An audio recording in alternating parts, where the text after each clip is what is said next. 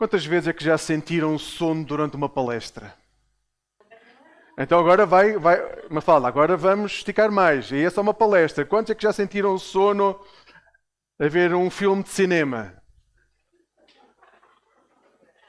Entramos, sentamos e aquele sofá é tão confortável. Eu não posso dizer nomes porque vai ficar gravado e depois as pessoas vão associar. Quantos de vós é que já tiveram sono durante uma pregação? Houve aqueles que levantaram a mão e os outros levantaram o coração. Quantos de vós não se sentem realmente muito cansados quando se aproximam de um momento, de um espaço onde vão ter que ficar atentos, onde a vossa atenção é fundamental para conseguirem alcançar tudo aquilo que vai ser falado? Hoje quero começar por falar àqueles que por algum motivo ministram, seja durante o culto, seja na escola dominical, seja nos grupos familiares.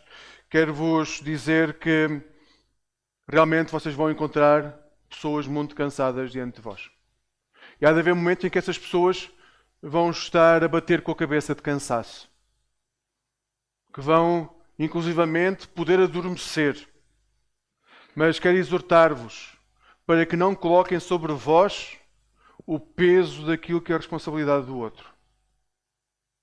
Porque realmente as pessoas podem estar muito cansadas. Mas se forem fiéis à palavra, se forem fiéis ao ensino, o peso não deve estar sobre os vossos ombros. E a todos vós tenho que vos dizer, aqueles que têm essa dificuldade de ter sono devido ao cansaço, que não é nada de novo. O apóstolo Paulo experimentou isso.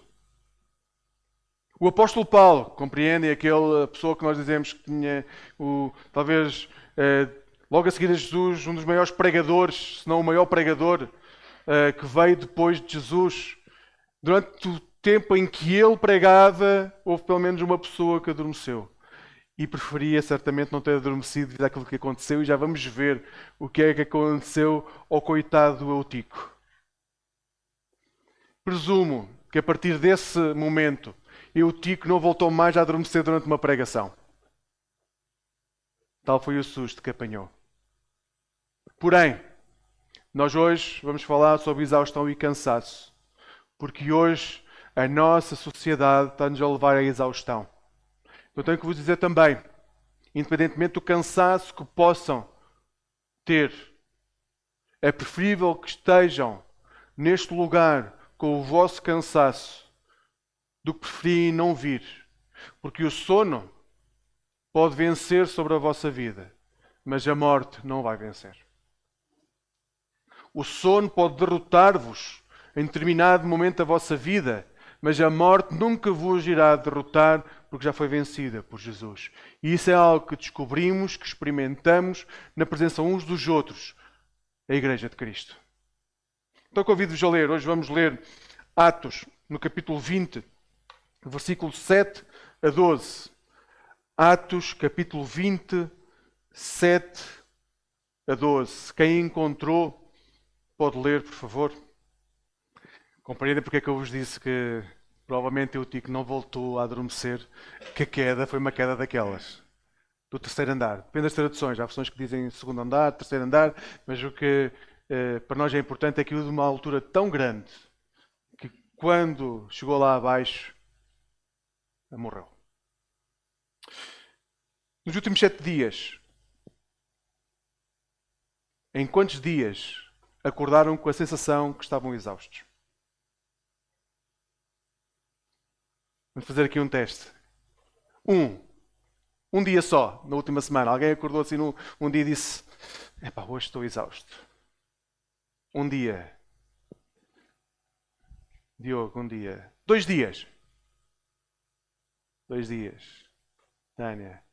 7 dias. Ganhou 7. Ganhou 7. Realmente vivemos numa sociedade onde o cansaço é tão grande que se desenvolveu um termo para a sociedade em que vivemos hoje, que é a sociedade do cansaço. E este termo foi desenvolvido por um filósofo germano-coreano chamado Byung-Chul Han. Ele desenvolveu este termo olhando para aquilo que é uma constatação simples daquilo que o rodeava. Segundo ele, vivemos numa sociedade de excessiva cobrança. A sociedade hoje cobra muito das pessoas. Cobra muito. As expectativas são sempre muito altas. E há uma cobrança constante sobre a vida das pessoas. No trabalho, no meio familiar, nos ambientes onde estamos regularmente, nos relacionamentos de amizade, nas redes sociais, nós somos constantemente pressionados e cobrados no mundo em que vivemos. Essa cobrança é absurda, porque o que ela diz tem por base uma mentira que é: vocês vão ser pessoas melhores se a pressão for muita. Se nós cobrarmos muito, a pessoa que está à nossa frente vai ser uma pessoa melhor. E por isso nós achamos que temos o direito de cobrar, porque estamos a fazer o quê? O melhor para a pessoa que está à nossa frente. E isso é uma falácia. Nós mentalizámos-nos que podemos cobrar porque isso é o melhor para a pessoa que está à nossa volta. E o que nós estamos a fazer é levar as pessoas à exaustão mental. As pessoas ficam tão cansadas de estar constantemente pressionadas que vão à exaustão. À depressão, em última instância, ao burnout. Mas, a juntar a isto, juntamos um outro condimento. Nós cobramos, as pessoas ficam exaustas, mas depois dizemos: mas não percas a positividade. Continua a sorrir, tu vais conseguir. Se te esforçares mais, se trabalhares mais, se sorrires mais, tu vais conseguir. E os cristãos acrescentam uma frase no final: e Deus vai te abençoar. Se fizeres tudo mais, vais ter uma vida melhor. E estamos a dizer isso a pessoas que já estão exaustas, que já não sabem o que acabam de fazer a seguir. E nós continuamos a dizer: não, mas continua. Continua. Não baixe a cabeça. Não pares de sorrir. E nós estamos a viver então debaixo da ditadura da cobrança. Porque é uma ditadura. Nos últimos meses, quantas vezes tiveram a sensação que fizeram tudo aquilo que era esperado de vós e no final da semana chegaram ao final da semana extremamente cansados? Ou seja, fizeram tudo aquilo que era esperado e chegaram ao final da semana sem aquele sentimento de: uau, foi uma semana onde eu alcancei aquilo que era esperado e sinto-me muito bem. É que nós fazemos tudo aquilo que é esperado e chegamos ao final da semana e não há essa recompensa interior. Nós chegamos ao final da semana e dizer: ufa, finalmente que acabou. Porque já não aguentava mais. A recompensa não está a vir daquilo que nós fazemos, mas disseram-nos que viria. A geração que hoje tem 20, 40 anos cresceu num ambiente onde disse: se tu estudares vais ter um trabalho espetacular. E vais trabalhar, vais fazer aquilo que gostas. E vais chegar ao final da semana, e vais chegar ao final do mês e vai ser fantástico, vais ter o dinheiro que queres, a casa que queres, o trabalho que queres, e quanto mais te esforçares, mais abençoado serás. E nunca vivemos numa sociedade com tanta depressão, tanta exaustão. Porque chegamos ao final da semana e o cansaço não desaparece. Quantos de vocês chegaram ao final de umas férias e disseram: pá, eu precisava de continuar de férias, pelo menos mais um mês?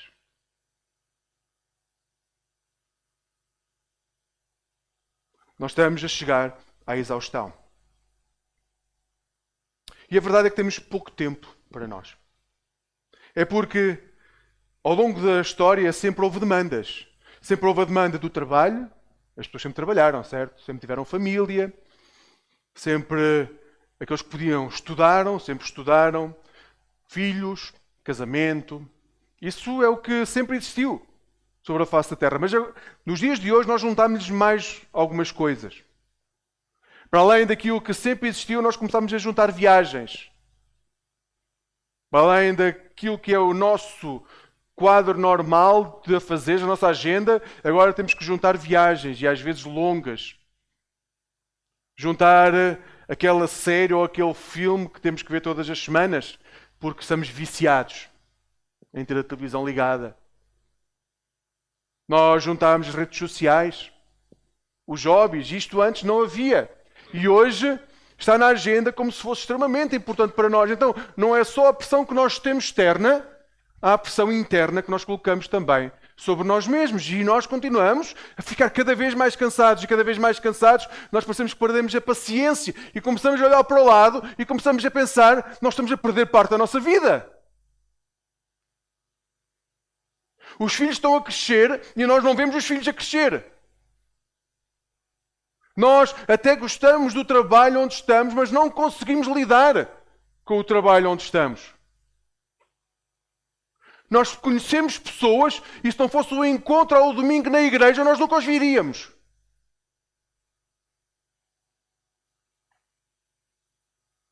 Basta pensarem, nos últimos 6 meses, entre aqueles que aqui estão, para além daqueles que são familiares, que esse aí não tem muita opção. Quantos é que se encontraram fora deste ambiente?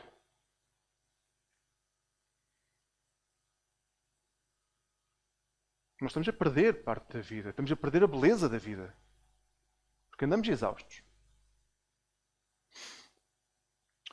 E como não temos capacidade de processar toda a informação que nos está a ser dada, começamos a entrar num looping de destruição.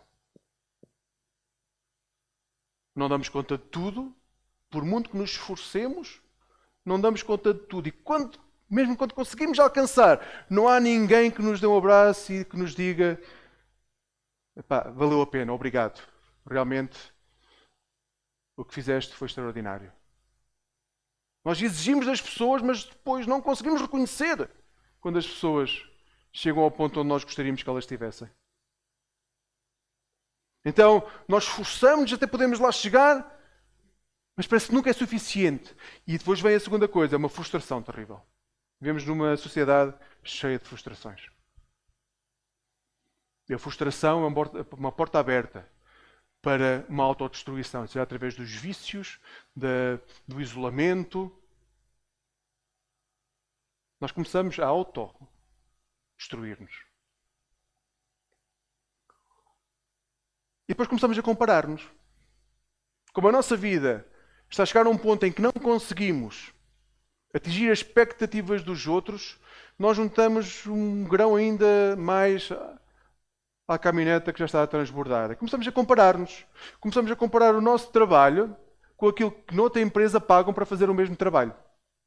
E ficamos frustrados. Porque naquela empresa pagam mais para fazer o mesmo que eu estou a fazer nesta. Nós abrimos as redes sociais e dizemos: epá, mas esta pessoa com quem eu me cruzo regularmente tem umas férias fantásticas. E a minha vida parece um caos. E começamos a afundar-nos em frustração. Todo o mundo parece ler dezenas de livros e eu, quando leio 50 páginas, começo a bater mal da cabeça. Porque a partir das 10 já estou a dormir. Ou seja, a vida dos outros parece tão fantástica comparada com a nossa, que nós não vemos que estamos a entrar num problema crasso, que é nós começamos a selecionar o que cada um dos outros tem de bom e queremos juntar tudo aquilo que os outros têm de bons na nossa vida. Eu quero ler 50 páginas como o Antunes, quero correr como a Lourdes, quero ser tão engraçado como o Francisco. Eu quero juntar o melhor de tudo e não vemos que não é possível nós sermos o melhor de todos os outros. Mas é isso que queremos alcançar, nós queremos ser o melhor de todos. E depois pensamos, bem, para eu chegar lá, o dia tem 24 horas, já está super corrido, mas eu vou ter que juntar de alguma forma 2 horas de exercício, ler mais 50 páginas por dia, ter tempo para meditação, ter forma de agradar a minha mulher ou ao meu marido com coisas extraordinárias para que ele seja feliz. Ou seja, nós precisaríamos de mais um dia a cada dia de que vivemos. E durante um tempo até achamos que vamos conseguir. Até que estouramos. Porque depois tomamos consciência que o tempo não cresce. Vivemos numa sociedade que existe tanto de nós que nos está a levar à loucura.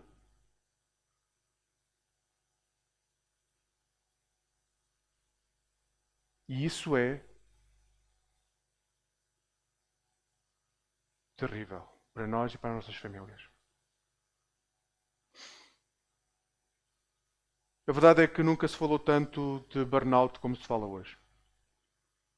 Pessoas que simplesmente desistem de viver porque já não conseguem mais. É impressionante, mas num mundo onde há tanta tecnologia, onde há tantas redes sociais, as pessoas nunca viveram tão sós como vivem hoje.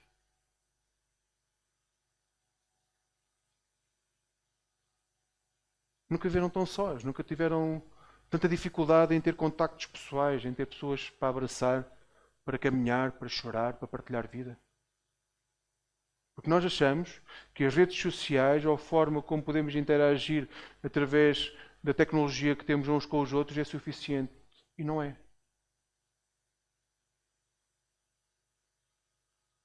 Porque nós procuramos sempre o melhor da vida do outro para colocar na nossa vida e não acompanhamos a tristeza e a solidão. Queremos ser pessoas positivas, sempre a sorrir. E não damos tempo para que as pessoas possam chorar ao nosso lado.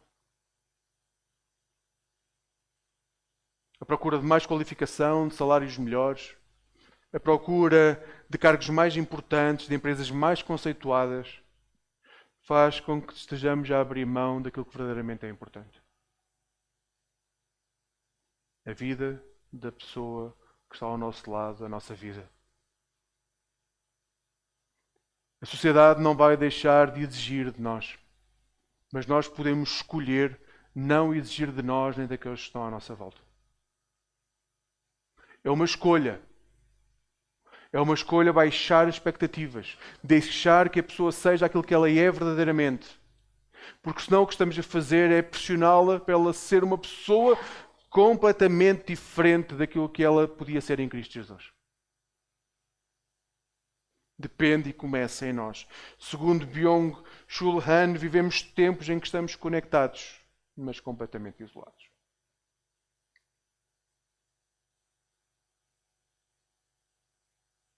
É por isso que a ansiedade cresce tanto. Quem é que é ansioso aqui?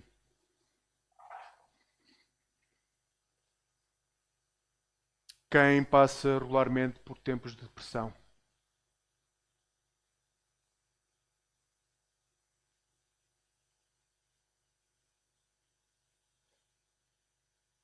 Quem é que está num trabalho à procura de outro trabalho?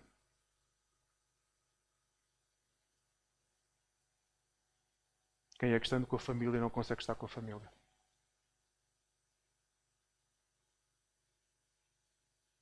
Amigos, nós podemos dizer que a nossa sociedade é terrível, mas nós em Cristo não temos de viver segundo a sociedade. O texto de hoje fala-nos sobre Eutico. E naquela altura não havia fins de semana como nós temos hoje. Os encontros eram à noite, porque as pessoas depois de um dia de trabalho juntavam-se para partilhar a refeição ou a palavra. E Paulo estava em Troade, mas estava de passagem, então havia algo que ele queria dizer àquela igreja. E juntou as pessoas no final de um dia de trabalho. E o texto deixa isso muito claro. E ele esticou-se à brava. Ele não ligou nada àquilo que hoje se diz nas faculdades. Escolhe bem o que queres dizer, não te estiques muito, senão as pessoas perdem a concentração. O texto diz não, que ele esticou-se. Ele disse tudo aquilo que queria dizer e passou para lá daquilo que era aceitável. E coitado do Eutico, para já escolheu mal o sítio para se sentar, mas podemos partir do princípio que a sala estaria muito cheia, ou que não havia espaço, ou que já chegou tarde e não quis incomodar, e sentou-se na janela do segundo ou terceiro andar. Pelo menos 6 metros de altura.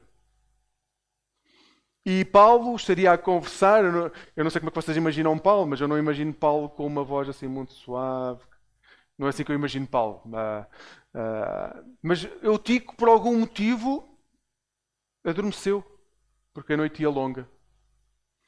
E teve azar, porque em vez de cair para dentro, caiu para fora. Às vezes também nos acontece, não é?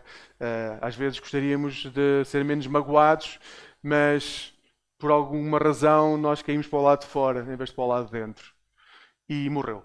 O texto não diz que pensavam que ele tinha morrido. O texto diz ele morreu. Mas é interessante que o texto não diz em nenhum momento que alguém criticou Eutico por ter adormecido. E uma coisa que vos quero recordar hoje é, por muito cansaço que possam ter, neste lugar nunca vão ser criticados pelo vosso cansaço. Podem ser ajudados, se pedirem, para ultrapassar o cansaço. Mas como igreja preferimos que estejam aqui cansados do que estejam sozinhos, longe, distantes e que não estejam em lado nenhum.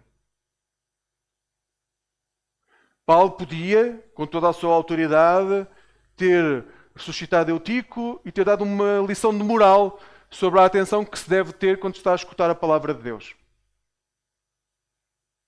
E podem imaginar os textos que quiserem bíblicos para comprovar. Há até aquela imagem que se dizia que quando alguém na congregação estava a dormir, pegava-se na palavra e tirava-se a palavra à cabeça da pessoa. Hoje seria o telemóvel. Se calhar por isso é que não o pediram, porque têm medo de o partir. Mas a verdade é que, biblicamente, nós estamos aqui para cuidar de pessoas. E se alguém está muito cansado, o que podemos fazer é tentar compreender porque é que a pessoa não está tão cansada e como é que podemos ajudar para que a pessoa não esteja tão cansada.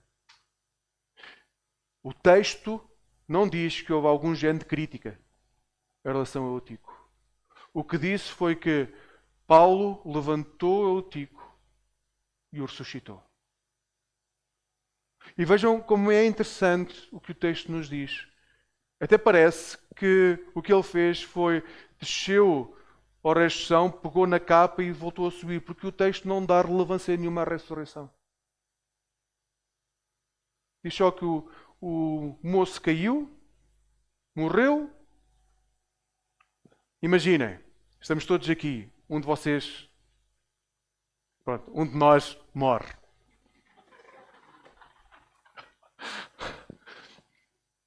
Vocês imaginam como é que seria o sentimento da comunidade? O que é que vocês sentiriam se a pessoa que está ao vosso lado caísse e morresse neste instante?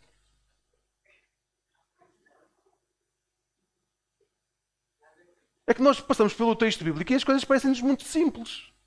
Olha, coitado do Eutico, caiu, morreu. Paulo desceu, ressuscitou e pronto, acabou. Mas é isso exatamente que o texto está a dizer. O texto não dá nenhum ênfase nem à morte nem à ressurreição, mas dá ênfase ao que vem acontecer a seguir. Paulo ressuscitou o Eutico, voltaram a subir, partilharam a ceia e falaram da palavra.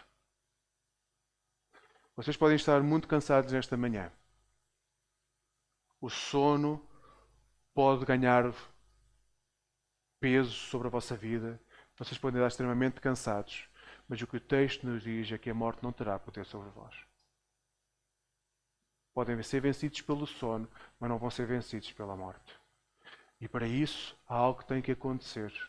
Que nós, como cristãos, acreditamos que aquilo que é necessário, a única coisa que é necessária, é conhecermos Jesus e professarmos Jesus como Senhor e Salvador da nossa vida. Por isso que eles fizeram logo a seguir. Eles subiram e continuaram a proclamar o nome do Senhor como sendo o Senhor da sua vida. O problema é que quando estamos tão exaustos, pode-nos dar vontade de não estar presentes. E achamos que não faz mal, é só um dia ou um mês. E depois quando vemos, passou um ano. E achamos que o nosso coração não mudou. Porque nós conhecemos Deus, certo? O problema é que passamos muito mais tempo com aqueles que não são de Deus do que com aqueles que são. E o nosso coração começa a ser moldado por aqueles que vivem fora do contacto direto com Jesus. Então, mesmo cansados, procurem a igreja para serem abraçados. Porque o que o texto nos diz é que a morte não terá poder sobre nós. O texto nunca nos vai dizer, nunca nos diz que a nossa vida vai ser extraordinária. No sentido de vamos ter a casa que queremos, vamos ter o salário que queremos, vamos ter o carro que queremos e apesar disso tudo, vamos ter tempo para tudo aquilo que quisermos fazer. A Bíblia não nos garante nada disso. Mas garante que há uma comunidade que é a comunidade dos discípulos de Jesus, que vai estar junta, vai ultrapassar pelas dificuldades junta, vai caminhar junta, vai sofrer junta, vai alegrar-se junta. E vai sempre recordar que apesar deste mundo não nos temos garantia nenhuma que vai ser um mundo extraordinário onde vamos ter tudo aquilo que queremos, vai haver um momento em que teremos tudo e muito mais do que aquilo que imaginamos. E estaremos à mesma mesa, na mesma casa, que é a casa do Pai na eternidade. Então, para terminar, eu gostava de vos dar algumas notas, principalmente para quem anda mais cansado, de algumas coisas que podem fazer para ultrapassarem o vosso cansaço. Eu sei que têm uma memória extraordinária, mas provavelmente se não apontarem vão se esquecer daqui a 2 minutos. Está bem? Então, primeiro, parem de se comparar com aqueles que vos rodeiam. Volto a dizer, parem de se comparar com aqueles que vos rodeiam. Cada um tem o seu tempo, cada um tem o seu ritmo. As conquistas do outro não anulam minimamente a importância das nossas conquistas. As conquistas do outro podem parecer extraordinárias, mas são as dele. Deem valor ao caminho que percorrem, não se comparem com aqueles que estão à vossa volta. Segunda coisa, permitam-se ficar tristes. Não façam de conta que não estão tristes. Não sorriam, porque isso é aquilo que o outro espera de vós. Permitam-se ficar tristes. Não finjam sorrisos. Mostrem vulnerabilidade. Chorem. Quebrantem-se. Permitam-se fazer luto. Chorem. E se precisarem de ajuda, peçam ajuda a pessoas sábias espiritualmente. Não estão sós na vossa tristeza. Terceira coisa. Essa é mais difícil. Fujam das telas. Fujam das telas. Sempre que puderem, deixem telemóveis, tablets, computadores, televisão. Quanto mais tempo estamos diante de ecrãs, mais ansiosos vamos ficar. Mais ansiosos ficamos com os estímulos, mais vai gerar em nós a necessidade de queremos ser iguais a quem quer que seja. Não temos tempo para respirar. Fujam de telas. Quanto mais fugirem de telas, mais a vossa ansiedade vai baixar. E por último, procurem ajuda. Às vezes achamos, quando estamos principalmente numa igreja, que basta estar presente porque é a obrigação do outro procurar-nos. Nós não conhecemos a vida do outro, na realidade. A vida do outro pode estar ainda num caco maior do que a nossa. A responsabilidade de pedir ajuda é nossa. Se nós precisamos de ajuda, somos nós que temos que procurar e pedir ajuda. Então peçam ajuda. Não caminhem sós. Como dizíamos na semana passada, procurem pessoas sábias que estejam ao vosso lado para vos orientar e acompanhar. Então, 4 sugestões. Parem de se comparar com os que vos rodeiam. Permitam-se ficar tristes. Reduzam o tempo de tela e procurem ajuda, no caso de ser necessário. Quando isso começar a ser rotina na vossa vida, vai passar a ser natural. A vossa ansiedade vai baixar. O sentimento de exaustão vai começar a diminuir. Vai levar tempo, mas depende de nós. Como vos dizia ao início, Tico adormeceu uma vez. Duvido que tenha adormecido outra vez. Tal foi o susto. Nós adormecemos uma vez e se calhar vamos adormecer mais. Mas só vamos adormecer enquanto a nossa vida não estiver bem, emocionalmente e espiritualmente. Mas por isso é que somos igreja, para caminhar juntos. Para partir o pão.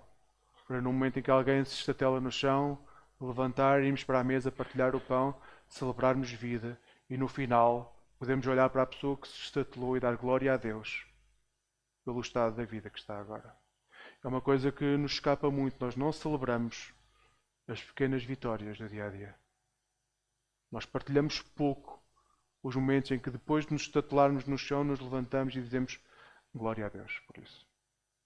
Mas vos garanto, até nesta comunidade, que é feita de pessoas comuns,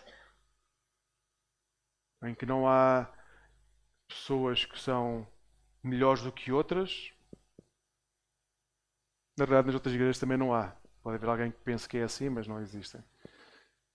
Todos nós temos exemplos tremendos de vitórias que alcançamos em Cristo Jesus.